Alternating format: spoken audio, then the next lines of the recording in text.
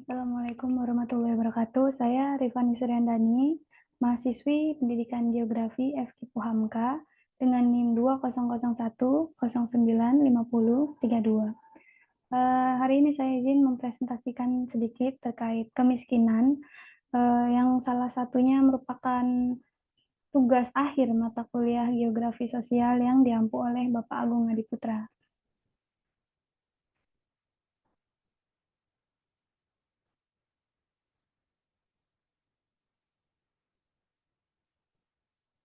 Baik, langsung saja. Kemiskinan pengertiannya adalah keadaan di mana terjadi ketidakmampuan untuk memenuhi kebutuhan dasar seperti makanan, pakaian, tempat berlindung, pendidikan, dan kesehatan. Kemiskinan pula dibagi menjadi dua, ada relatif dan kemiskinan absolut. Kemiskinan relatif yaitu penghitungan kemiskinan berdasarkan proporsi distribusi pendapatan dalam suatu daerah. Kemiskinan jenis ini dikatakan relatif karena berkaitan dengan distribusi pendapatan antar lapisan sosial. Sedangkan kemiskinan absolut yaitu suatu kondisi di mana tingkat pendapatan seseorang tidak cukup untuk memenuhi kehidupan pokoknya seperti pangan, sandang, papan, kesehatan, dan pendidikan. Lalu ada kriteria kemiskinan menurut BKKBN, Badan Koordinasi Keluarga Berencana Nasional. Yang pertama, rumah layak huni atau milik sendiri dan bukan milik orang lain. Yang kedua, akses air bersih dan sanitasi. Yang ketiga, pendapatan atau dikonversi dengan pengeluaran. Yang keempat, kepemilikan aset. Yang kelima, frekuensi makan, lebih dari 2 kali sehari, dan kualitas gizi makanan. Yang keenam, dalam setahun dapat membeli minimal 1 setel pakaian baru. Menurut Biro Pusat Statistik atau BPS, berdasarkan pendekatan kemiskinan absolut dengan mengacu pada definisi kemiskinan oleh Sayogyo 2000, menghitung jumlah penduduk yang memiliki pendapatan per kapita yang tidak mencukupi untuk mengkonsumsi barang dan jasa yang nilainya ekuivalen dengan 20 kg beras per kapita per bulan untuk daerah pedesaan dan 30 kg beras untuk daerah perkotaan.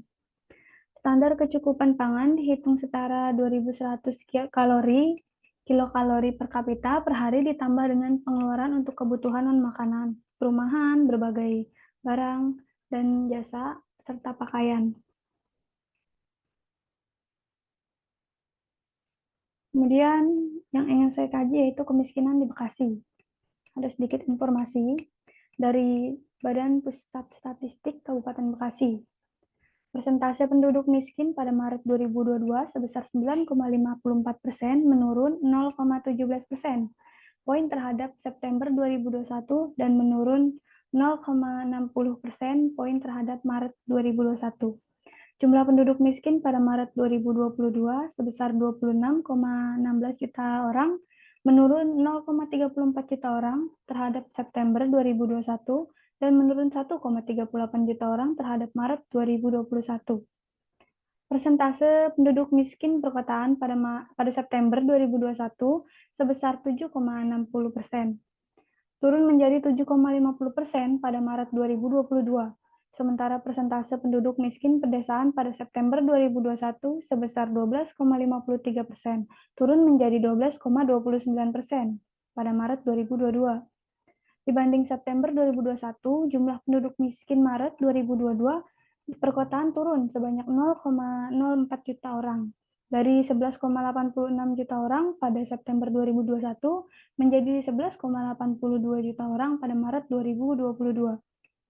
Sementara itu, pada periode yang sama, jumlah penduduk miskin pedesaan turun sebanyak 0,30 juta orang, dari 14,64 juta orang pada September 2021 menjadi 14,34 juta orang pada Maret 2022. Garis kemiskinan pada Maret 2022 tercatat sebesar 505.469 kapita per bulan, dengan komposisi garis kemiskinan makanan sebesar 374.455 atau 74,08%, dan garis kemiskinan bukan makanan sebesar 131.014 25,92%. Pada Maret 2022, secara rata-rata rumah tangga miskin di Indonesia memiliki 4,74 orang anggota rumah tangga. Dengan demikian, besarnya garis kemiskinan per rumah tangga miskin secara rata-rata adalah sebesar 2.395.923 per rumah tangga miskin per bulan.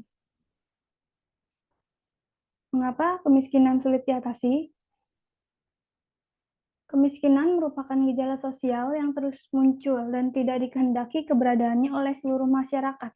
Masalah struktural menjadi salah satu penyebab yang membuat kemiskinan tersebut sulit untuk diatasi. Hambatan utama dalam mengentaskan kemiskinan di Indonesia adalah sifatnya yang struktural.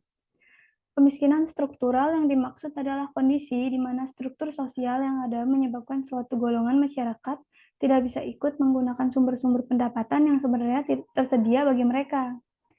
Adapun penyebab tingkat kemiskinan masih tinggi di Indonesia, kemiskinan ini disebabkan oleh beberapa faktor, antara lainnya upah minimum yang tidak memadai, taraf hidup masyarakat yang buruk, dan meningkatnya angka pengangguran setiap tahun tanpa adanya tambahan kesempatan kerja.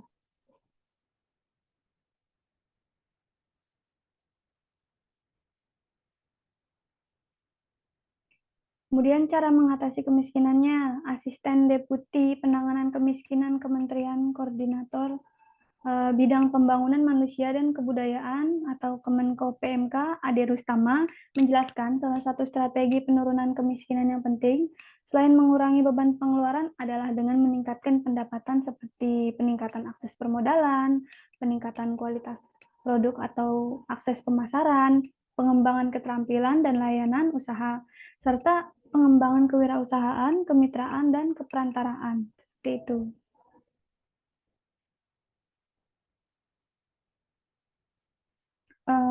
Mungkin sampai di sini saja presentasi dari saya.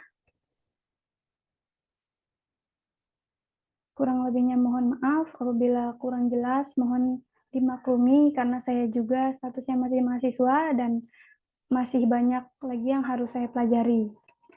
Sekian, wassalamualaikum warahmatullahi wabarakatuh.